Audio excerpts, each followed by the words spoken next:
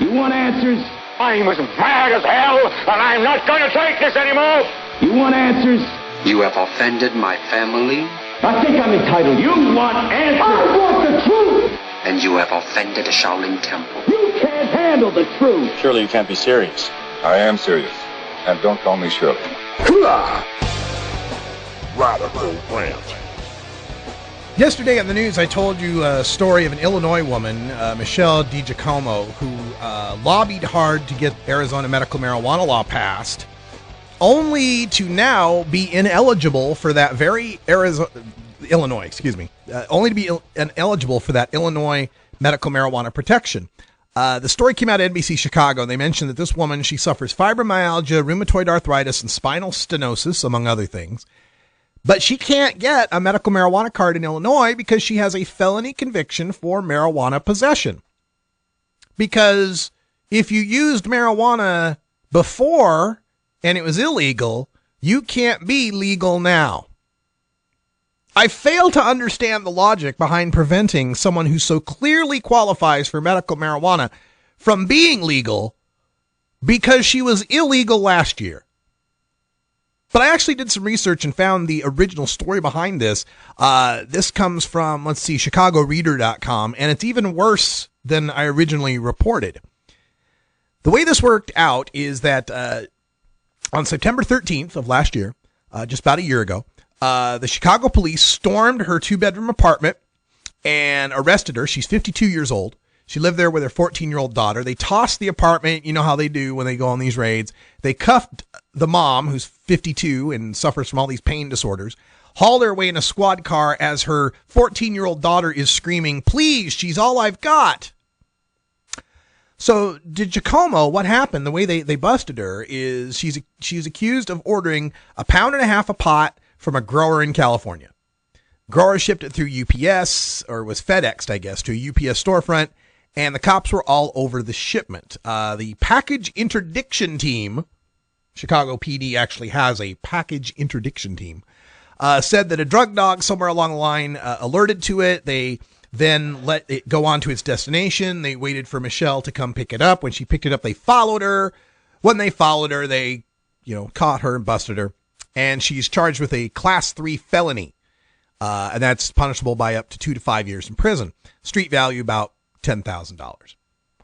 All right. Now, this woman was ordering marijuana, and according to the story further on down the line, she says, it says, DiGiacomo mixes the marijuana into butters, balms, and tinctures that require significantly more weed than if she just smoked the stuff.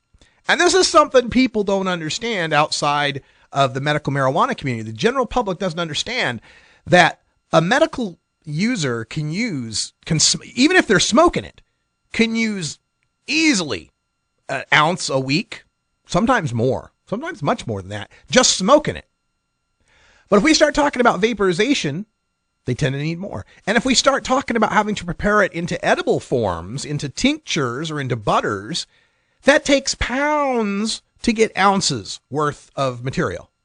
Okay? So she claims here in her story that she had gotten an incredible deal. She said, quote, "I got a really good deal because it was the end of the greenhouse season. I got it for less than $100 an ounce. So basically I got a year's worth of medication," end quote. But her problem is she didn't expect them to be sending it to her all at once. Yeah. So she got 1.5 pounds at less than $100 an ounce. So maybe she $1,200 for, about $1,500 maybe for the 1.5 pounds is what she ends up spending. Now the woman has 2 different doctors who've attested to the fact that she's using marijuana for medical purposes. And this was before Illinois had a medical marijuana program. Her doctors were already signing off on it. Her doctor said, sorry about the blinking background. I got to fix some lighting or something. One of her doctors, rheumatologist Andrew Ruthberg, said, "I have been treating you for several years and can attest to the fact you have several chronically painful conditions, including rheumatoid arthritis, a cervical spine disorder, which has required surgical repair, rotator cuff disease involving both shoulders, and a more recent lower back pain disorder. I fully believe that your use of marijuana has been solely for the purposes of trying to moderate chronic pain." End quote. And then the surgeon who did her back surgery, Howard Ann, he said, quote, Pain is a daily issue. I fully believe that your use of marijuana has been for the use of controlling your chronic pain. End quote. Now, where this gets even worse for the woman. For the past 10 years or so, she has been running a column in the Chicago Sun-Times. Kind of, in a sense. There was a columnist there who ran a Letters to Santa campaign back in the late 90s.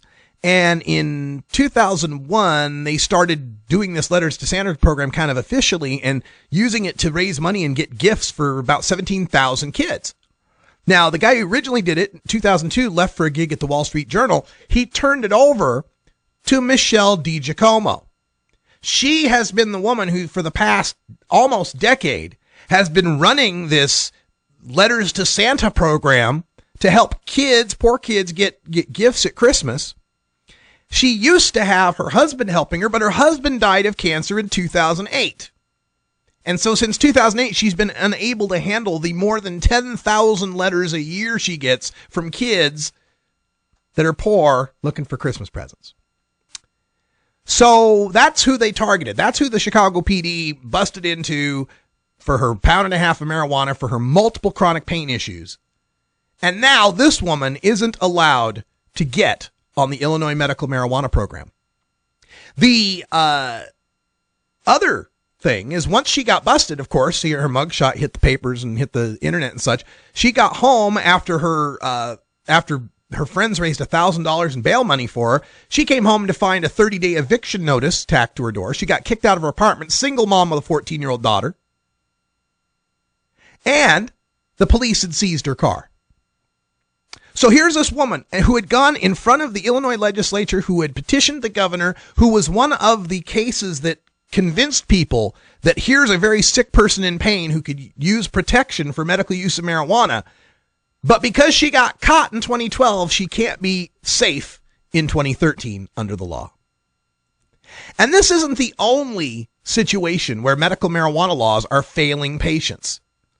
In a lot of the home grow states, like here in Oregon and Washington and some of the western states, you can't qualify to grow your own marijuana if you've been previously convicted of growing your own marijuana.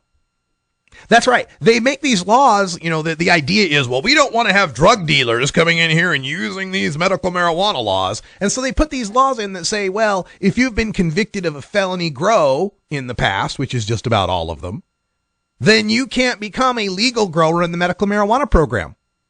Because God forbid we have people who know what the hell they're doing growing plants for patients. Those are the best growers, are the ones who have been previously convicted. Some of them just happen to get unlucky and get caught.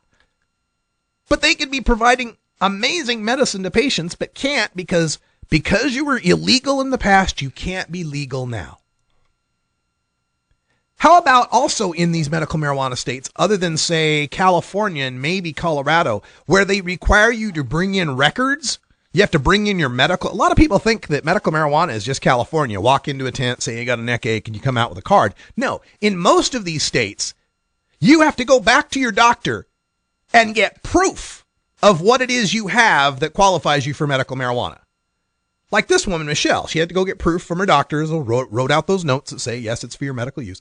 Here in Oregon, you have to get records from 3 different doctor visits within the past 3 years that detail your condition. And then you got to take those records to another doctor who verifies that it's accurate and true. And then you take that to the state and file and get your card.